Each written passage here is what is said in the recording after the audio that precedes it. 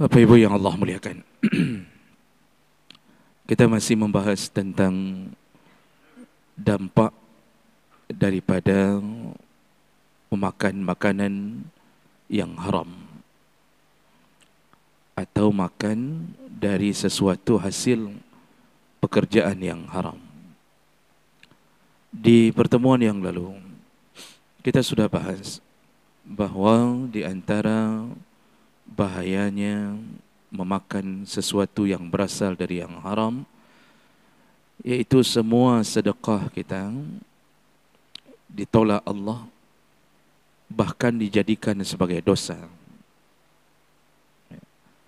Jadi yang selayaknya sedekah itu dipenuhi dengan pahala, tapi kemudian dipastikan Allah tidak akan terima sedekah dari harta yang berasal dari yang haram.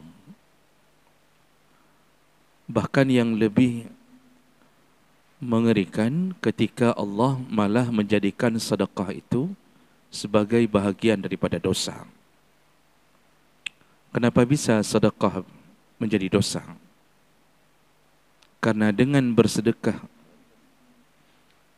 dari sesuatu yang buruk, maka kita telah mengolok-olok Allah seakan-akan Allah menerima sesuatu yang buruk. Dan itu mustahil pada Allah, tapi tidak mustahil pada manusia. Manusia ketika kita sogok dengan harta haram, dia ikut memakannya.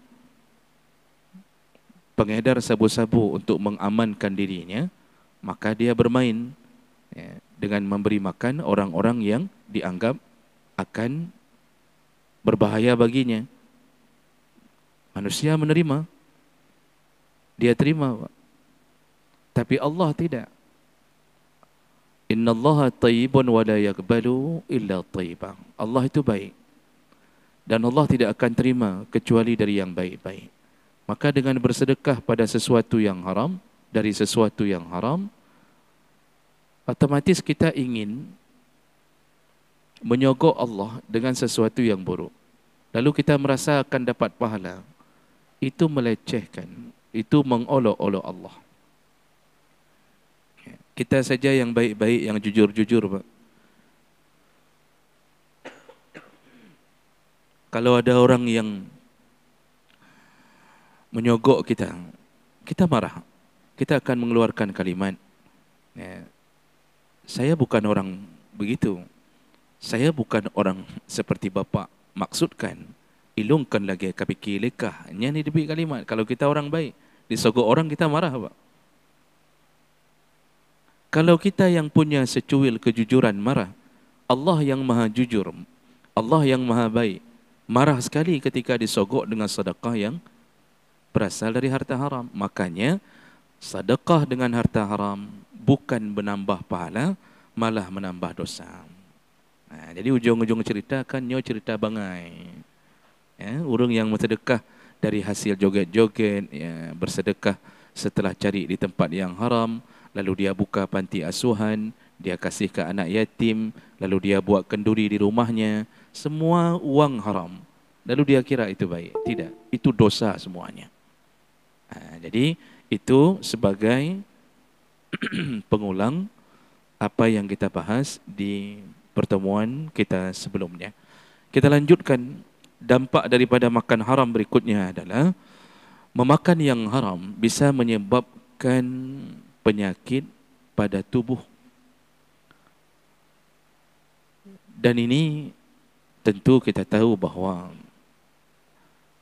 sakit pada seorang mukmin tidaklah semata-mata karena dia makan haram.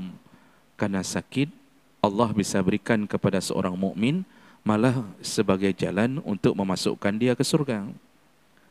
Rasulullah sallallahu alaihi wasallam menyebutkan, ma asaba min muslim, setiap apapun yang tertimpa pada seorang muslim, min hammin wala ghammin wala hazanin, baik itu kesusahan hidup, kepedihan hidup, ataupun rasa sedih yang sedang menimpa hatinya, sampai nanti Rasulullah mengatakan setiap duri yang menusuk, wala syaukah, setiap duri yang menusuk kulitnya, lalu dia merasa sakit, maka sejumlah rasa sakit itulah Allah ampunkan dosa-dosanya. Jadi sakit itu sebenarnya bagi seorang mukmin adalah tanda-tanda kasih sayang Allah. Jadi di antara tanda kita masih disayang Allah, diberi sakit. Itu masih disayang Allah. Jadi penyakit tidak selamanya menjadi penyebab azab. Penyakit malah menyebabkan terampunkan dosa. Syaratnya sabar. Sehingga dalam hadis yang lain, Nabi menyebutkan bahawa barang siapa yang ditimpa sakit oleh Allah, lalu tidak sembuh-sembuh,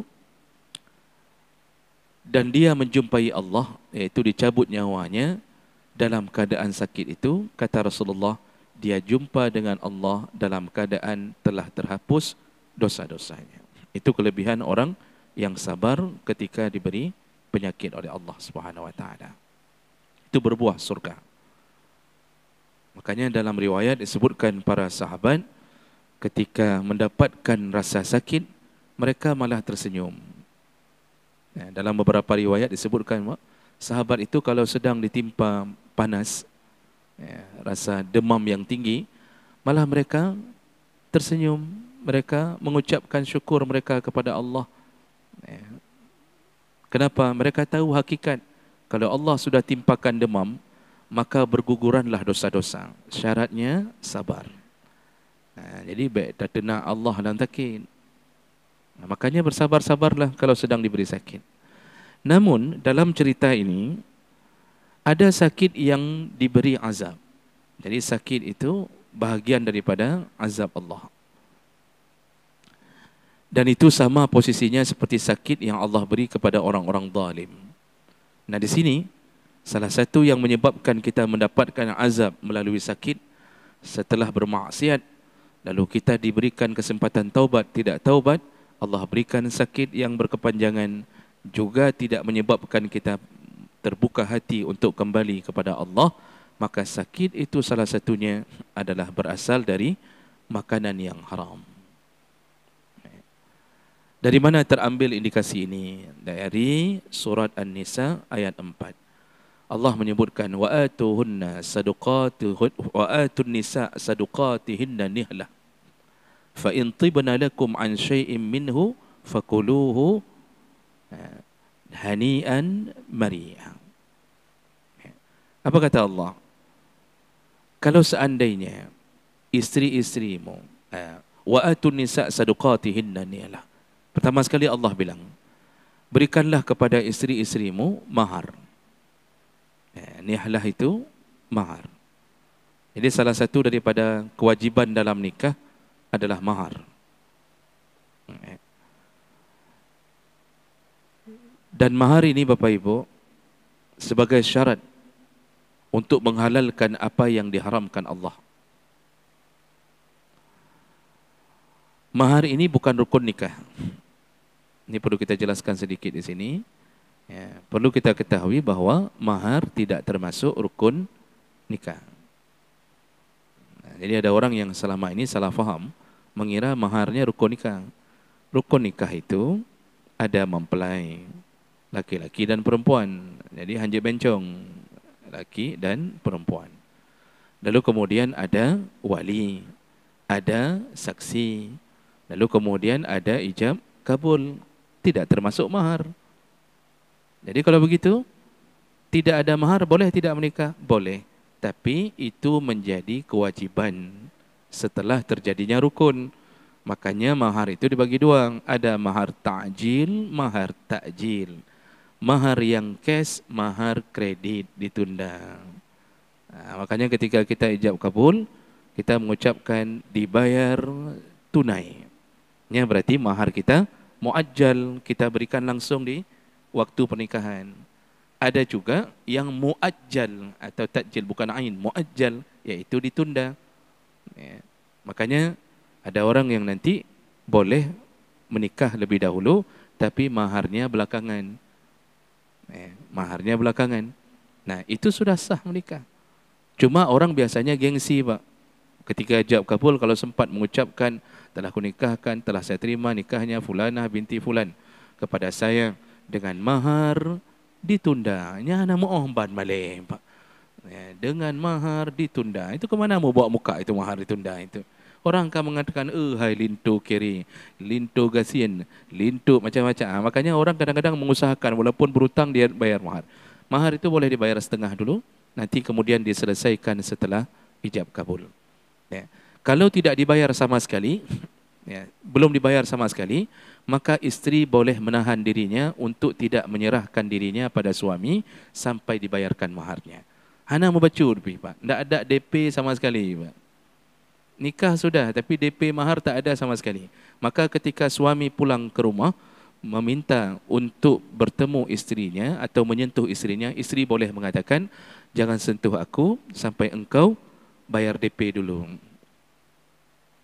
Ini isteri yang bilang, bukan pelacur yang di hotel-hotel. Dibolehkan, kenapa? Mahar belum diserahkan sama sekali. Nah, jadi boleh juga dengan cash atau cicilan. Jadi cicilan tergantung kesepakatan berapa bulan, tapi tak ada bunga-bunganya, tak ada margin-marginnya. Nah, inilah mahar. Maka Allah katakan apa? Kalau engkau ingin menghalalkan seorang perempuan untuk dirimu, wa atun nisaa saduqatihinna nila. Lalu kemudian Allah mengatakan, fa in tibna lakum an syai'in minhu nafsan fakuluhu hani'an mari'a. Nah, setelah engkau berikan mahar, lalu kemudian istrimu memberikan mahar itu sebagai pinjaman, sedekah untukmu. Nah, ini kondisi di mana istri meminjamkan maharnya. Atau dia menyerahkan maharnya kembali untuk suaminya. Dia tahu suaminya sedang dalam kesulitan ekonomi. Lalu kemudian dia mengatakan, bang, ambillah mahar saya. Atau untuk belanja bulan ini, kita ambil dari mahar saya. Ya. Nah, ini semua penyerahan dari istri. Kita tergantung akad. Akadnya pinjam atau diserahkan, diberikan. Kalau pinjam wajib bayar. Hutang wajib bayar. Kalau diserahkan oleh istri ridha, tidak perlu bayar, baru kita bebas. Kalau pinjam mahar istri, meninggal dunia, belum selesai mahar itu dibayar, maka tidak boleh lebih dahulu bagi warisan kecuali potong dulu hutang mahar itu. Ini wajib. Nah, Allah mengatakan, kalau engkau diberikan mahar istri untukmu, fakuluhu hani'am mari'a. Baru boleh engkau memakan mahar itu dengan cara hani dan mari. Jadi boleh memakan hasil daripada pemberian istri berupa mahar tadi. Kalau sudah diridhakan istri atau dipinjamkan, makanlah dengan keadaan hani'an. Apa itu hani? Hani itu ketika memakannya dalam keadaan baik, tidak ada mudarat ketika memakan. Wa mari'an, juga mari, iaitu tidak berdampak setelah memakan. Watai pajuh god, alih pajuh pun god. Karena ada orang yang waktu makan baik, setelah makan sakit perut.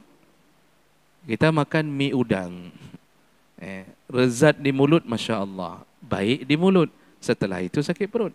Itu hanya hani, tapi tidak mari. Makanya Allah mengatakan, makan harta istri, kalau mau dalam keadaan baik dan berdampak baik, maka tunggu sampai istri ridha. Kalau istri tidak beri, tidak masalah. Karena istri tidak wajib memberi kepada suaminya. Jadi suami tidak boleh bilang, hai kaju, yang kan penglong si awak, hai penglong, tapi kita sudah kasih mahar, itu sudah diserahkan untuk istri, sudah jadi hak milik istri. Nah, inilah ayat yang kemudian para ulama mengatakan, Allah sengaja mengatakan, sesuatu yang baik, sesuatu yang dihalalkan untuk kita, itu ujung makanan itu pasti hani, pasti mari. Hani'an mari'a. Tapi kalau makanan itu berupa makanan haram, mencuri mahar istri, ini diistilahkan ke mahar, tapi semua urusan sama dikiaskan ke sini. Barang yang kita curi,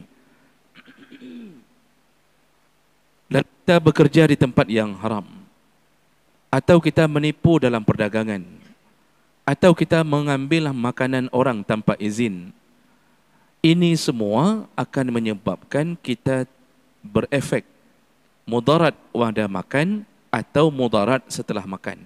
Maka salah satu mudarat setelah makan adalah timbulnya penyakit karena bala yang diberikan Allah, azab yang diberikan Allah. Jadi Bapak Ibu yang Allah muliakan, makanya ada kisah di dalam kitab Al-Kabair yang dikarang oleh Imam Az-Zahabi. Ketika Imam Al-Kabair memasukkan salah satu dosa besar adalah memakan harta orang dengan cara zalim, beliau menceritakan di ujung bab itu, beliau menceritakan kisah nyata yang terjadi di masa beliau hidup. Ada seorang nelayan yang mencari ikan, lalu pulang. Setelah mendapatkan ikan, nelayan ini pulang. Di tengah perjalanan pulangnya, dia dihadang oleh seorang preman, perampok. Lalu perampok ini meminta hasil dari ikan tersebut. Si nelayan menolak. Karena menolak, dipukullah oleh si perampok ini. Dipukul, kemudian diambillah ikannya dan dibawa pulang. Nelayan ini tidak bisa melawan. Lalu ikan yang dibawa pulang, padahal ikannya cuma satu, Pak, tapi ikan lumayan besar dalam riwayat itu. Lalu dibawa pulanglah oleh perampok ini. Lalu ikan itu mau dimasak. Nah, ketika ikan itu mau dipesiang, apa bahasa Indonesianya? Mau dipesiang, dibersihkanlah ceritanya. Allah, nah bahasa Aceh ini unik sekali, Bang. Kadang-kadang tidak ada bahasa Indonesianya. Mau dibersihkan ininya. Jadi ketika mau dibersihkan, tiba-tiba ikan itu menggigit ujung jari dari si perampok tadi. Di ujung jari semua digigitnya. Nah, setelah itu ikan itu dikuliti, kemudian dibersihkan dan dimakan. Tapi ini ujung jari ini sudah digigit. Lalu kemudian apa yang terjadi? Setelah dia memakan ikan itu, mulailah di malam harinya ujung jari yang digigit ini sudah mulai berdenyut-denyut. Itu di dalam kisah itu disebutkan, berdenyut-denyut. Dan terus besoknya semakin bertambah. Dan dia sudah mulai melihat ada luka di bahagian ujung jari yang digigit ikan. Akhirnya dia cari obat-obat sederhana. Rupanya bukan sembuh, tapi bertambah, luka itu bertambah parah. Lalu kemudian dia tunggu esok harinya, ternyata luka itu naik sampai ke atas, Pak. Jadi sudah menyebar ke atas. Dan terus terjadi naik ke atas, dari hari ke hari naik ke atas, terus sampai menuju ke lengannya, melewati lengannya. Dia datangi tabib, kata tabib, ini tidak bisa dicegah lagi, harus diamputasi. Jadi dipotong tangannya sampai ke lengannya, dipotong tangannya karena sudah terinfeksi dengan gigitan ikan tadi. Lalu dia kira dengan amputasi selesai. Ternyata bekasan diamputasi ada bekasan gigitan yang sudah naik. Terus naik lagi luka itu sampai ke lengannya, sampai ke pergelangannya. Bukan pergelangan, sampai ke sikunya. Dan datangi lagi tabib, kata tabib, subhanallah, ini penyakit aneh. Akhirnya tabib mengatakan tidak bisa dicegah kecuali amputasi lagi ke sikunya. Diamputasi, Pak. Sampai perampok itu hampir kehilangan seluruh tangannya. Lalu si tabib akhirnya berkata, ini penyakit aneh. Cobalah fikir, apa yang telah terjadi atau apa yang kau lakukan? Coba fikir kembali. Apakah engkau pernah menzalimi orang? Lalu perampok itu teringat dari asal muasal dia dapat penyakit itu karena digigit oleh ikan yang dia rampok dari seorang nelayan. Lalu dia ceritakan karena sudah sakit begitu, orangnya sudah pasrah begitu, sakit tak sembuh-sembuh. Lalu tabib itu mengatakan, tidak ada obat lain. Datangilah orang yang engkau aniaya, mintalah maaf karena engkau telah memakan harta yang haram dengan mengambil darinya. Akhirnya perampok itu menjumpai orang tersebut. Dia jumpai, dia cari, akhirnya jumpa. Lalu dia memohon maaf dan memohon untuk dihalalkan. Lalu dia tanya, apa yang terjadi sehingga ikan ini bisa menggigit, bisa membuat aku sakit seperti ini. Ternyata si nelayan, dijelaskan berikutnya, si nelayan ternyata semenjak setelah dirampok, dia mengadu kepada Allah. Dia mengatakan, ya Allah, engkau telah memberikanku rezeki, kemudian rezeki itu diambil oleh seseorang yang menzalimi diriku. Maka aku serahkan urusanku kepadamu, ya Allah. Jadi dia lapor ke pemilik rezeki. Begitu Pak, kalau kita lapor ke Allah, itu Allah yang akan buat aniaya kepada orang yang menzalimi. Masalahnya kita kalau sesuatu hari ini terjadi, kita tidak lapor ke Allah. Kita lapornya ke manusia. Manusia yang kita laporkan lebih palih, lebih jahat daripada kita. Kita carinya pejabat, carinya orang-orang yang punya kekuatan. Padahal jisi dia pandai pada kedanya. Tak lapor urusan kedanya. Pandai leh urusan. Coba lapor kepada yang maha baik. Lapor kepada yang maha adil. Malam lapor, 3 malam lapor, lihat efeknya. Kenapa Allah hari ini tidak mau mengambil urusan dari orang-orang teraniaya? Karena dia pun tidak membutuhkan Allah Subhanahu Wa Taala. Maka Allah tidak mau campur urusan dia. Padahal kita selalu berjanji, iyyaka nasta'in, kepadamu lah kami memohon pertolongan ya Allah. Tapi tidak minta tolong. Ini menunjukkan kita tidak merasa diri menjadi hamba. Dan akhirnya si perampok itu taubat dengan kejadian itu. Ini salah satu contoh Pak, bahwa apapun yang kita makan dari sesuatu yang haram, itu berefek. Ada yang dibuat oleh Allah bentuknya nyata seperti itu, ada yang ditunggu dengan jangka yang panjang. Maka semua orang yang pernah menzalimi orang lain, terjadi pada tubuhnya sesuatu atau rasa sakit yang akan membuat dia tersiksa di dunianya, disambung dengan siksa di akhiratnya. Maka berhati-hatilah dengan memakan harta yang haram.